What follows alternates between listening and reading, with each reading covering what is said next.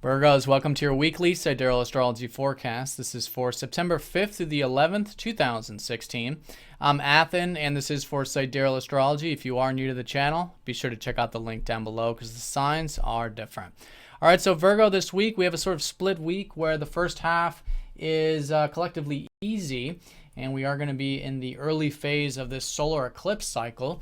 You know, we just started a solar eclipse cycle last week, and this is making a very powerful time of change along that life journey. So this crescent phase is easier to work with. It's like we're trying new things and experimenting with that part of the cycle. Then as we go into the weekend, we do enter into the first quarter phase, which is much more about challenging ourselves. And Saturn is going to be squaring up to Neptune, which has been going on since November. This is that aspect that I've been talking a lot about, presence and acceptance, and perhaps haze and confusion about the things we're building in life and where we're headed. So we'll talk more about how to work with this, but this is the last and final aspect, which is about final integration here this week with those matters. So let's look at the first half. We've got this crescent phase of the solar eclipse cycle, which is all about this 12th house of yours. You had a solar eclipse in your 12th house last week. So now it's an excellent time to move this energy forward.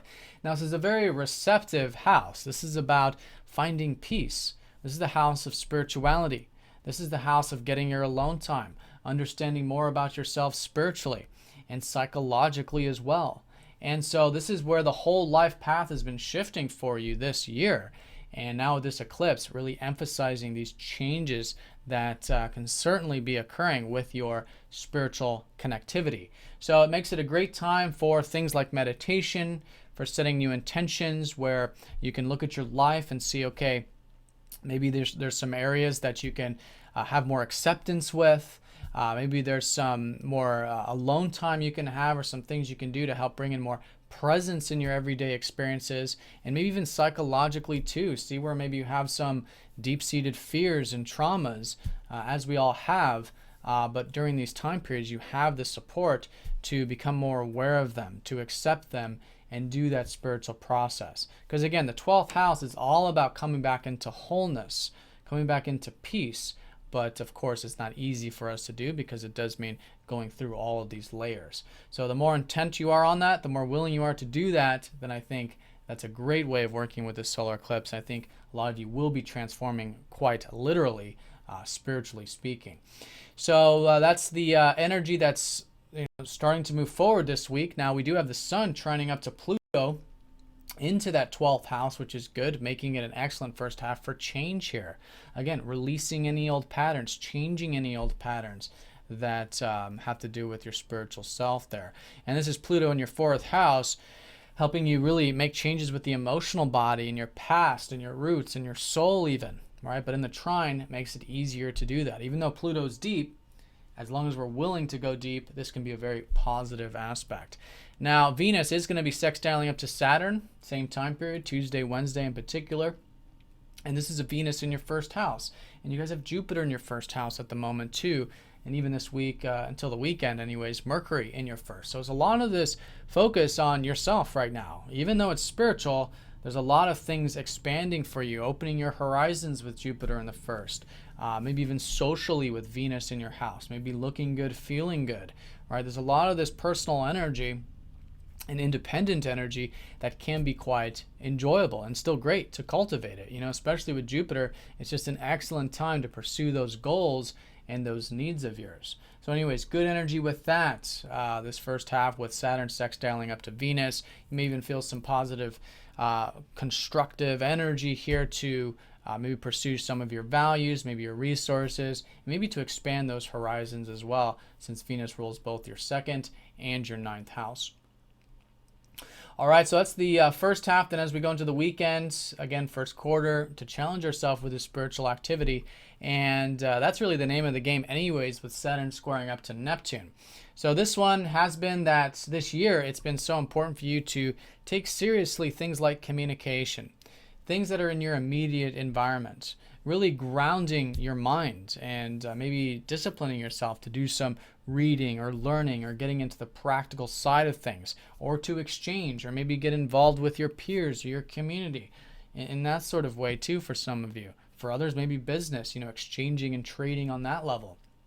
But whatever it is, it's taking essentially your mind seriously, and that it's a great time for you to learn to work with the mind, with that presence, right? Because that's really this whole mutable energy, isn't it? We've got the 12th house, which is finding peace, but to do that, we do have to learn how to work with the mind. We have to have mental mastery, if you will, which is Saturn in the third.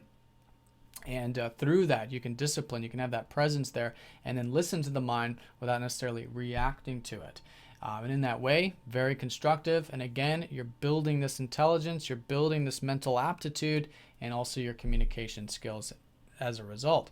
So that's the Saturn, and Neptune's been in your 6th, really helping you connect that presence into the daily sphere of things. The 6th house is about your routine. It's about your health. It's about your work. It's your diet, your regimens. It's all this daily stuff that, whatever it is that you do on a daily level. And Neptune, who is normally associated with the 12th, being in the 6th, is really emphasizing that there are some perhaps changes that need to be made, some old patterns that need to be changed that have to do with the daily stuff, or wanting things organized, wanting things figured out. The 12th house is about going into the unknown. This is going into the no-thingness, the void even. And so it's really emphasizing that there might be some old patterns that you can change, you can release, that might be inhibiting that. And they might have to do with the wanting things understood, taking care of things, wanting things perfected, or just really focusing on that day-to-day stuff. So it's good. Obviously, we need day-to-day life, but it's suggesting there might be a bit of an imbalance. So through the awareness, if you're noticing there's any imbalances with the day-to-day stuff and your perspective of those, it's a good time to bring the awareness to that, to accept them, and see how those naturally change. And in that way, that serves as the foundation for you to then have more of this, again, alone time and spiritual connectivity.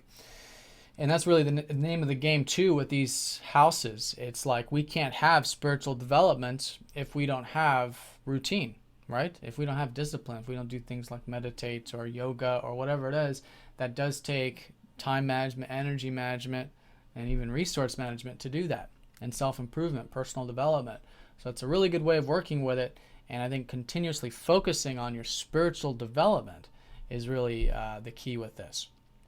And again, patience with it, because Saturn is aspecting up to the 12th. Discipline with it. We're looking at the long term here, long-term gains versus short-term ones, and presence also. All right, so that's the weekend, and an emphasis on how you can utilize this energy constructively with that eclipse, well, this whole eclipse cycle.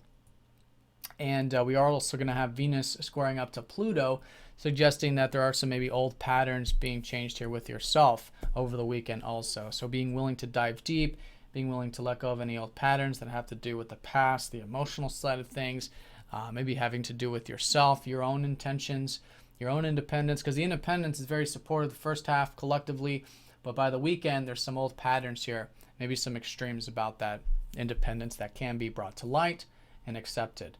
Maybe even too with your values, resources, you want to bring extra attention to your second house stuff, resources, values, and also extra attention to that expansion we were talking about, that although it's an expansive time, maybe there are some old patterns that are being released about that over the weekend. All right, and then Mercury, your ruler, retrograde, is emphasizing that's an internal time for you right now anyways. And it's this whole week and going on for the next couple of weeks. So Mercury will be in your firsts for the bulk of the week. And so it's still great to be learning about yourself, learning about what all this independence is, and who you are even, and your values even. But Mercury is going to start to go into your 12th house over the weekend. So this is where, going into next week, you can learn a lot about spirituality. You can learn a lot about yourself on that spiritual level. And that's really the key with the North Node anyways, is to treat all this as a learning process. We're never actually there with the North Node. That's the thing. So there's no end point with this spiritual development. It's an ongoing process. So knowing that it's ongoing, knowing that there's always more to learn, and that it's sort of lacking, but that's okay. That's what this time period is about. And I think having an openness to try new things, be adaptive, be flexible in this area, can really go a long ways, especially with your ruler going retrograde into the 12th going into next week. All right, so Virgo, have a good one. Thank you for watching, and I'll see you all next week.